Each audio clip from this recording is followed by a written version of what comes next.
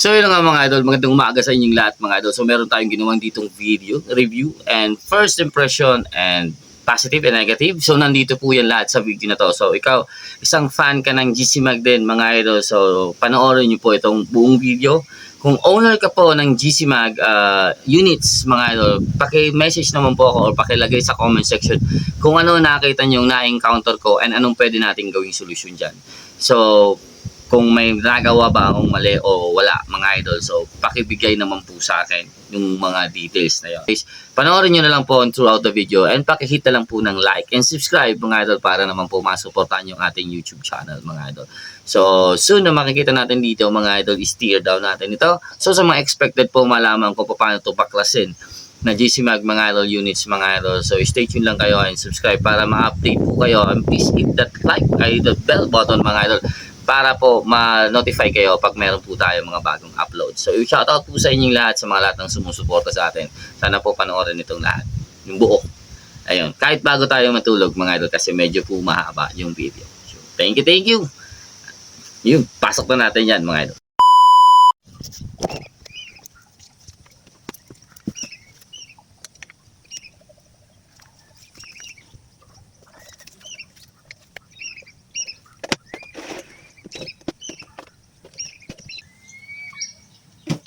So ayan, subukan natin to GC Mag, then gamitan muna natin ng PLWB MM2. Try natin dito. So hindi po ito naka-tune kaya subukan lang natin. Tingnan natin kung saan yung point of impact niya. So yung ginawa natin dito, laser bore sight. So sa mga nagtatanong sa akin regarding sa laser bore sight, kung paano yon. So pag dumating po yung aking mount, gagawan ko po yun ng video. Kung para saan yun mga idol na ginagawa natin. So kasi sa GC ko, marami din na curious mga idol. Anyways, subukan natin to. Try natin dito sa ilalim. So, record muna tayo. Hopefully malinaw. Double check again sa liwanag ng ating kuha ng camera. Then, sa ating reticle.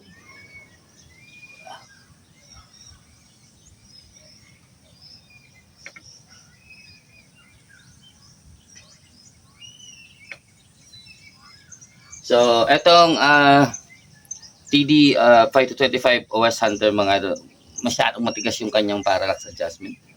Sobrang tigas talaga. So anyways, first shot. Try natin to. Na-stock to for how many days. So happy Valentine's nga po pala sa inyong lahat mga idol. So happy Valentine's. At February 14 ngayon, ito yung kadate natin. Idol, nagyari tayo nito kay Mrs. Ayan. Anyway, shoutout po sa inyong lahat. Try natin kung saan yung ating point of view. Siguro dito na lang at medyo blanco din yung iba, ilalim.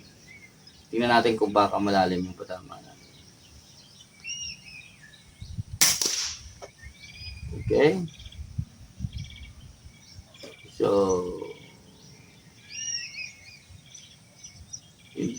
okay, mababa po yung ating patama. Pero align po siya sa aking reticle. So, nasa 1.5 mRad.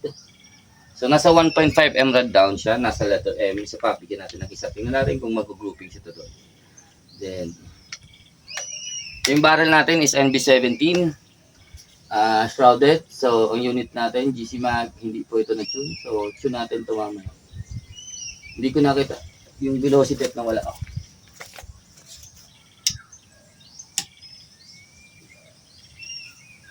Hindi ko nakita yung velocity na wala mga idol.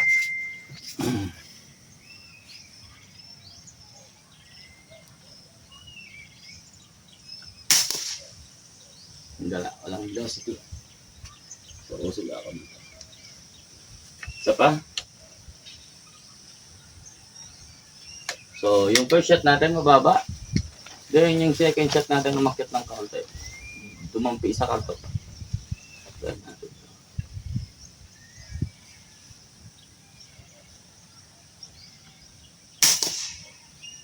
So, 829.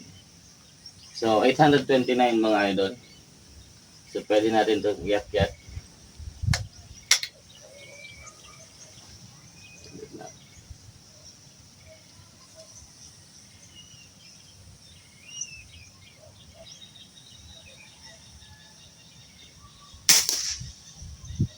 $834. So, hindi siya ganun kagandahan. Siguro, pihitin na natin to, mga idol. Iakyat natin to siguro ng kahit half turn.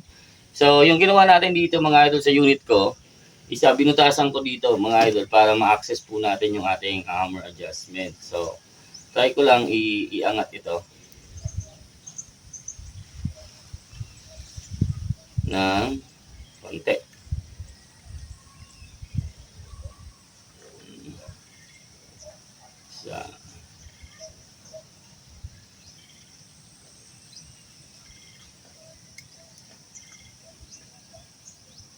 So, yung ginawa ko, mga idol, kasi yung adjustment dito, mayroong mga bilog. So, ang ginawa ko, yung bilog na nasa pinakailalim, inakyat ko dito sa gitna, dito sa side. So, siya yung exposed ngayon. Try natin again yung velocity. Then, dun ulit tayo puputok. So, habulin ko lang at least mga 900 plus. Tingnan natin kung kaya.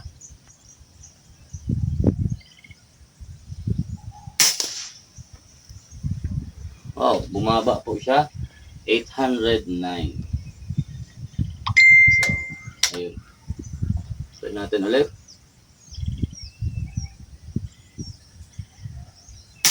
Okay. Mali yung adjustment ko.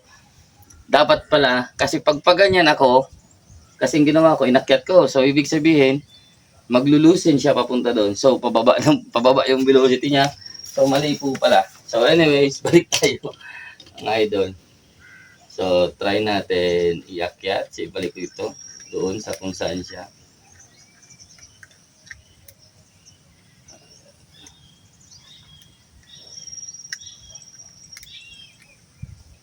Itong isang na-encounter natin dito, pag ganito, is mahirap po siyang i-adjust. Ayan, tulad niyan. Hindi ko na maalis yung aking Allen wrench. Siguro na tayo ng pwede umaiksi.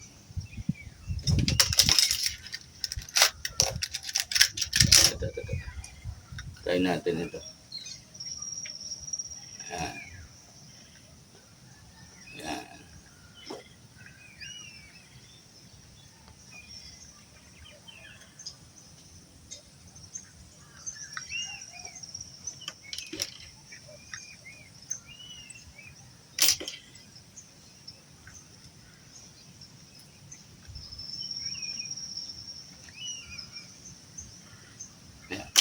Siguro mga isang buong ikot yung ginawa ko. Mahirap i-estimate, mga idol. Bilangin. Try natin kung ilan yung velocity niya.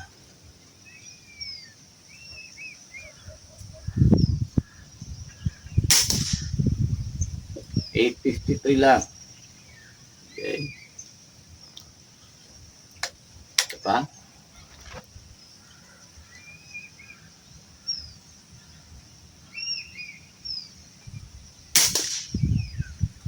$853.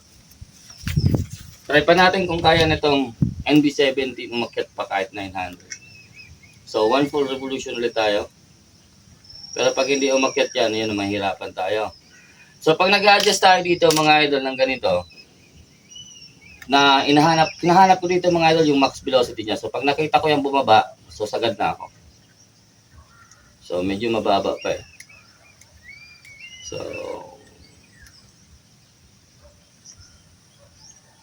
try lang natin.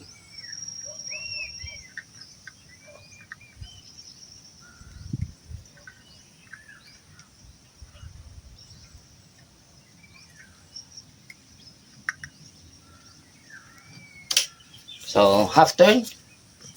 Hirap buting-tingin niya.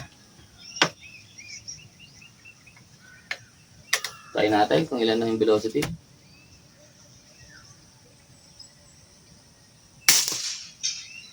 $870. So, umaakyat pa rin siya.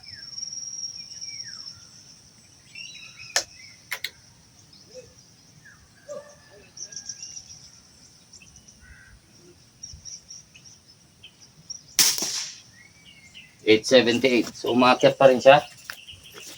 Sige. 1, 2,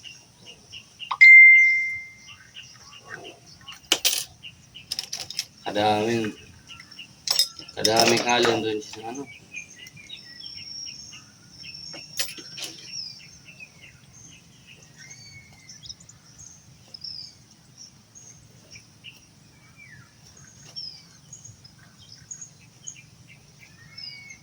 Sorry. So, yung adjustment na ginawa ko dito, yung mga bilog niya, tinandaan ko na lang, 3 bilog na binaba kong ganun. So, try natin kung ilan yung velocity niya. Hanapin lang natin yung max, then try natin.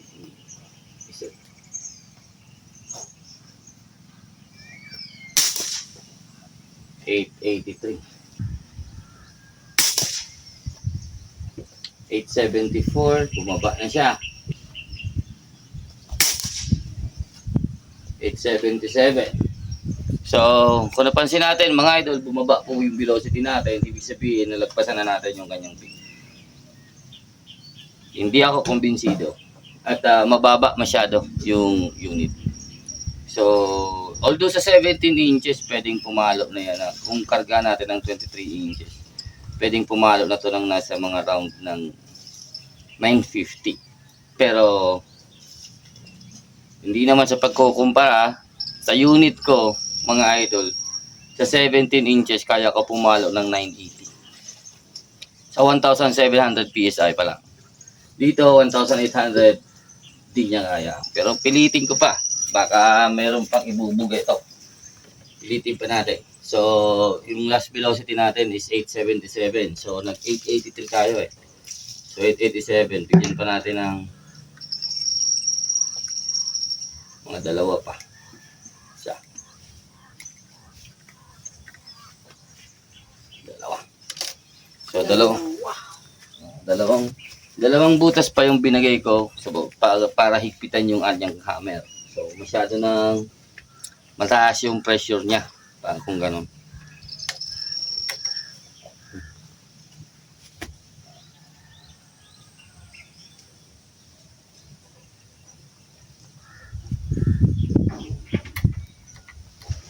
So, kinalibet ko yun, hindi nag-engage.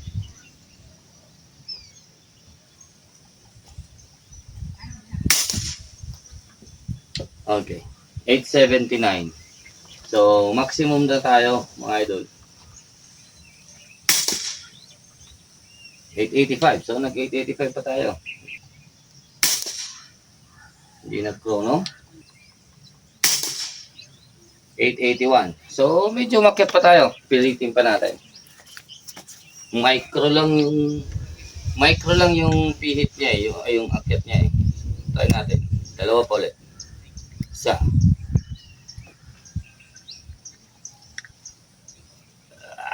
Dalawa. Medyo matigas na at sagad na rin yung kanyang hammer. Malapit na tayo sumagad, so dapat hindi siya ganito. So, alam na natin yung kakalikutin natin next time. Subukan natin tong kalikutin na hammer niya. Although malambot pa rin siyang ikasa, gawa ng yung design nito mga idol is parang sa Nimrod trigger assembly.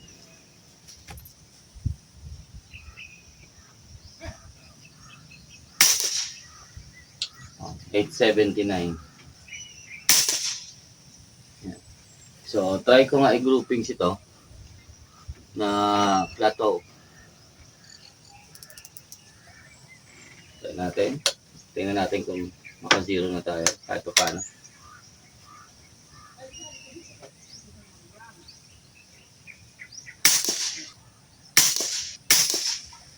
So, malalim yung trigger pull ko doon. So, ibig sabihin, hindi consistent yung kanyang trigger pull. So, hindi po siya consistent para sa akin. Siguro, di ba, sobrang lakas na ng hammer spring. Medyo kumakagat siya. So, malalim yung trigger pull ko, kaya na-pull ko siya papunta dito sa gilid. Try ulit natin to.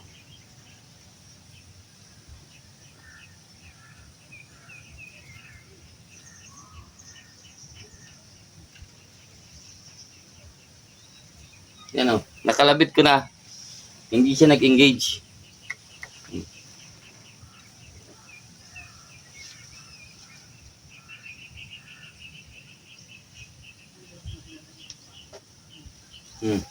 Ayaw niya mag-engage.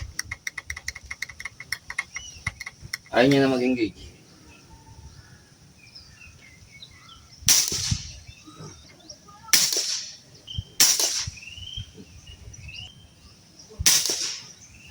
So, yan po patama niya. So, ilang shots yung ginawa natin. Meron lang tayong kumaliwa, gawa ng ang tawag nito. Lumalim po yung trigger pull.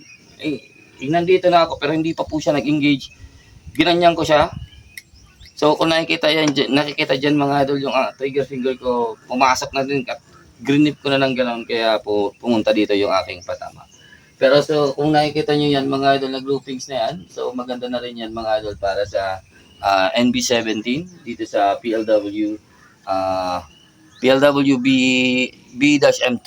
Ayan. Shoutout po kay Sir Brubert. Ayan, thank you. Sana mapadalan tayo ulit ni Sir Brubert. Okay ito sa kanya dito sa NB17 natin. Dun sa NB20 natin yung Kursonada is BM1. So, mas maganda na rin subukan natin. So, pag nag-contact tayo kay Sir Brubert, mga idol, mas maganda subukan natin na humingi o bumili ng kahit kakarampot ng piraso ng iba't iba niyang variation para na madali niyo na makuha yung gusto ng unit niyo. So, hindi ko na siguro subukan yung iba. Ito, PLWB MM2. So, try ko kung ilan na yung ating karga. So, nasa 2,500 pa rin tayo, mga idol, dito sa ating unit. So, kahit naka-plateau tayo. Try natin, mga idol, try ko i-slide tune. So, yung nakikita kong velocity dito is 888. So, 888 times 98%. So, kunin natin siya sa mga 870. Kung halimbawa hindi pa niya gusto sa 870, tayo natin sa 95%, 843. So, mga ganyang kasing velocity. So, sa napakataas na output niya, 1,800 PSI, mababa po yung kanyang bigay dito sa NB17. So, mamaya sasalpakan ko to mga idol ng 24 inches. Tingnan natin kung titingnan natin kung anong performance naman niya doon. So, pero dito, habang hawak ko to, isi-tune ko lang dito mga idol. Lagay natin siya sa 870. So, yung 870, goods na yun. Siguro yung 870, papalo siya ng mga dito sa butos na to. Siguro mga 4 yan.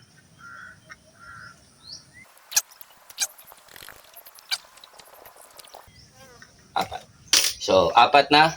So, yung binibilang ko dito mga idol yung butas ng bilog na pinapasukan ng Allen wrench. Pag tumatapat dito sa akin, yun ang binibilang ko. So, pwede nyo rin yan i-micro, pero yung habol ko lang is nasa rounding 870. Kung sumobra man, 872. So, tingnan natin. Tingnan natin kung magko-consistent yung putok nyo doon. So, dito ako ulit sa gitna nito. Ito. So, first shot. Tingnan natin kung tuloy-tuloy na yung engage nito. Ayun. Ayaw na naman mag-engage.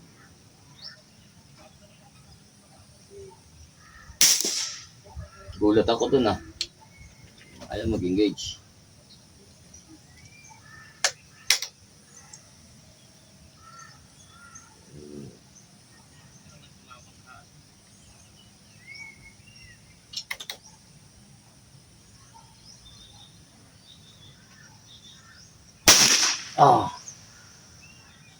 Yun sumabog. Ito ang ayaw ko sa o-ring. Nakalak yan. Nakalak ito, mga idol. Yata ito. Nakalak. Di yan gagalaw So, possible umurong yung ating barrel paunahan. So, habang nag-chuchud tayo, kinaya niyang iurong. Ayan, ipatayin ko muna ito at medyo mahaba natin. Buksan natin. Alam ko, ako din, fan ako ng GC Mag, mga idol. Pero, first time ko nakahawak ng GC Mag, hindi ko alam yung mga problema niya, mga idol. So, ngayon, nakikita na natin. So, makikita din natin pag binago natin to mga idol, kung same pa din ba yung point of impact natin.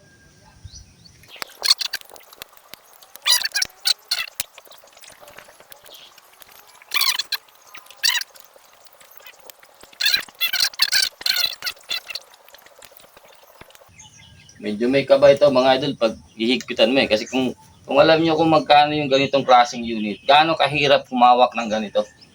Tapos ma-low thread mo yan. Nako. So ito higpitan din natin to sa babaw. Panigurado na to. Kasi tumatalbog talaga siya eh. So siguro mga nasa 980 kung mahaba na yung barrel natin dito. Pero dahil maiksi, hanggang dun lang siya. So anyways, dapat mataas pa sana yung ating velocity dyan sa expected ko.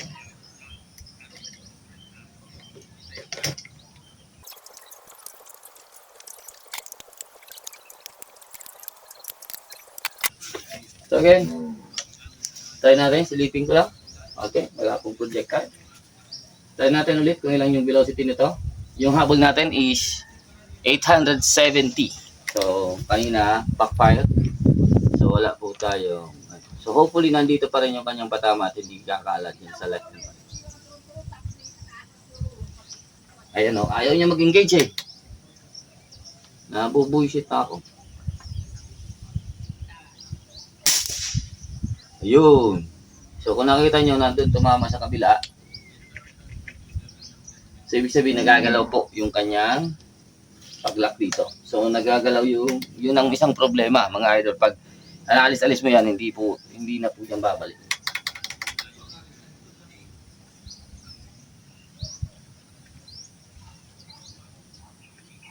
Wala na naman. Hindi ko pa na-record. Hindi ako kumbinsido.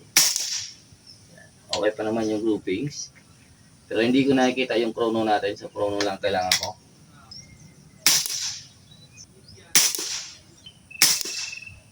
Okay.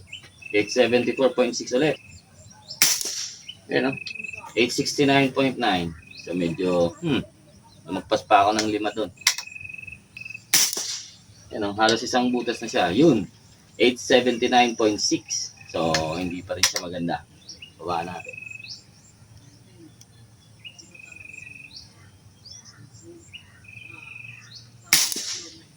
Pero, yung groupings niya, mga sir, isang butas na lang. 872.2. Palagay ko, kaunti na lang. Or pwede na ito.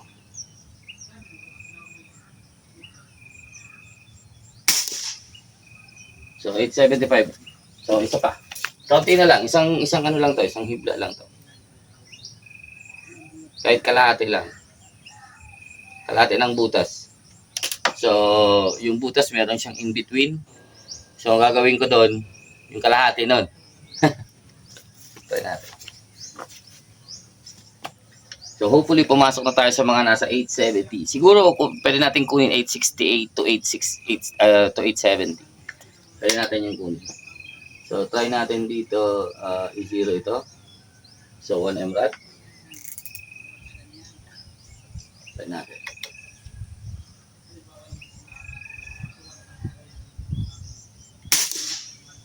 Okay. 1 mRad pala, tas mababa na. So, hindi ko nakita yung mababa. So, 1 mRad plus 1.5. 1, 2, 3, 4, 5.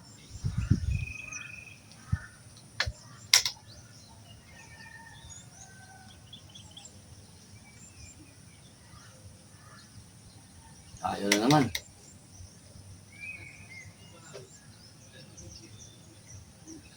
Ayaw.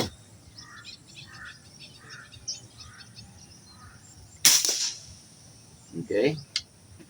So, nasa 876 pa rin ako.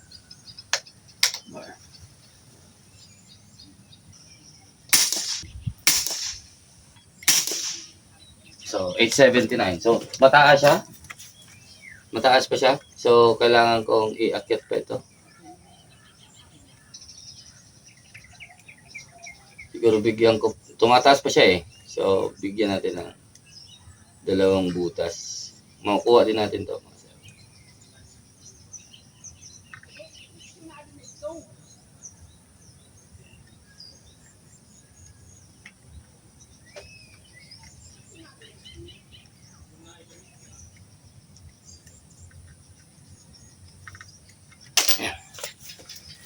Ang hirap ipa-shoot tapos mapipihit mo. Hirap. Sana huwag na umurong itong unit. Hindi naman na sumasabay ito kasi linak ko na yan. Pero yung problema natin dito is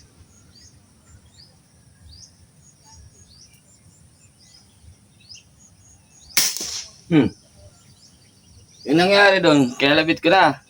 Pagbitaw ko ng ganyan, siguro milliseconds, pak! So, kailangan natin yung baguhin. Then, kailangan natin yan i-address sa maker ng GC Mag. So, di ko alam kung sa unit ko lang ito na-encounter ito ng lahat.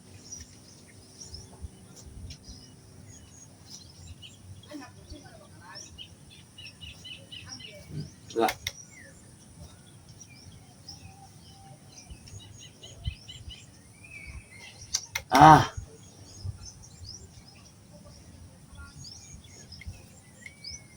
Ayaw mag-engage. 865. Ayaw mag-engage.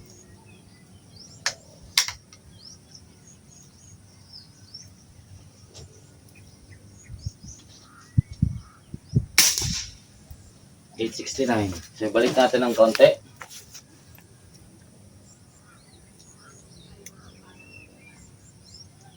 Ayan. So, goods na yan. So, kung halimbawa man mga sir, sa lahat po ng GC Mag user, paki-address naman sa akin dito kung sa aking unit lang nagkakaproblema o kaya nyo yan resolbaran o anong ginawa nyo para maalis yung ganun. Nagkakaroon ako ng slack. So, pag kahit na full na, wala na, dead end na to mga idol. Pero hindi pa rin po siya naputok. So, kailangan kong ikasa siya ulit. Tapos may maririnig akong tak. Pero hindi pa rin minsan naputok. So, parang may humaharang sa loob. So, try ko ito i-polish or tingnan ko kung baklasin ko to. Kung tingnan ko kung ano yung umiipit sa kanya sa loob.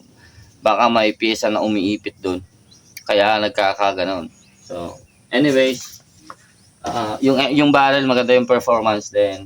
Medyo jumpy pa. Kung nakikita natin, medyo tumatalon pa rin yung kanyang velocity.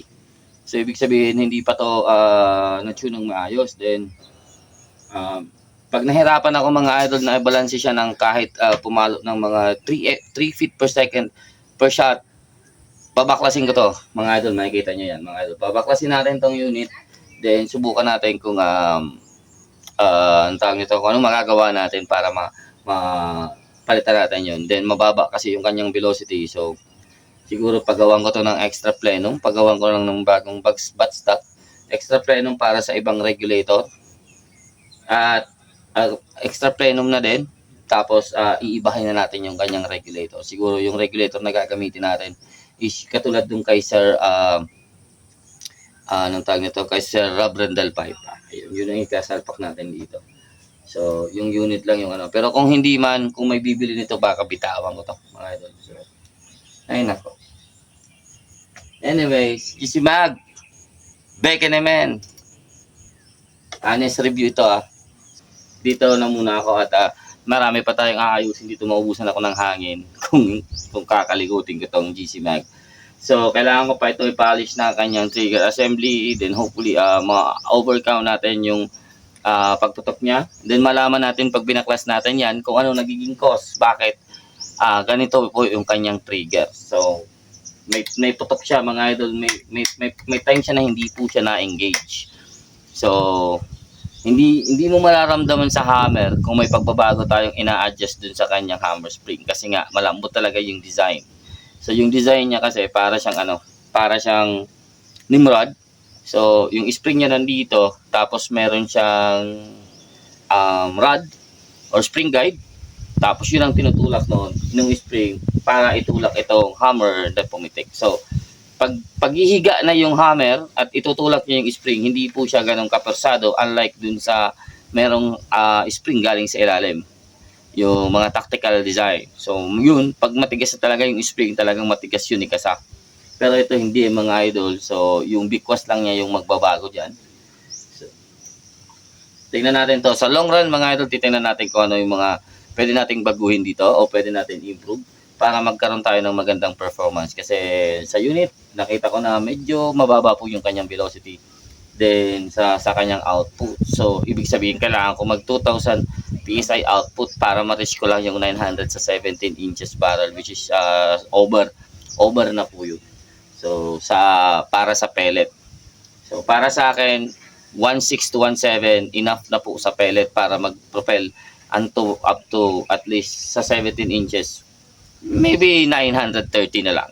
930 to 950, something ganon. Kasi yung isa ko is 928. Last na nakita nyo yung markado pH. Yung 928 na yun, mga idol, hindi po yun sagad niya. So, hindi yun max power niya. Kaya pa niya itaas 980. Kaya niya mag-propel mga idol nitong PLW B-M1. Although, ito mga idol, 18.5 grain ito. So, kaya niya yun mga idol. Anyways, maraming salamat po sa inyong lahat. And sa kay Sir kay Sir Johnny Bib, ayan, thank you. And kay Sir Marcado PH, ayan, thank you. Kay Sir Bert, ayan, thank you. Kay Sir Oscar Noble, ayan, thank you. Kay Sir Ted Reyes, ayan. At kay Sir Ravendel Paipa, ayan, thank you. Kanino pa? Kay Sir Leandre Go, ayan, shoutout po. Kay Sir Sam, ayan, sa PSP slot. Ayan kay Sir Ralph Rublicap, ayan, shoutout po. Ay kay Sir Arjun Castañez, ayan, shoutout po sa inyong lahat. Ayan, sa mga maker, sa lahat po ng maker, ayan, kay Sir Romar Ronquillo, ayan, bugbog na po sir yung inyong bag.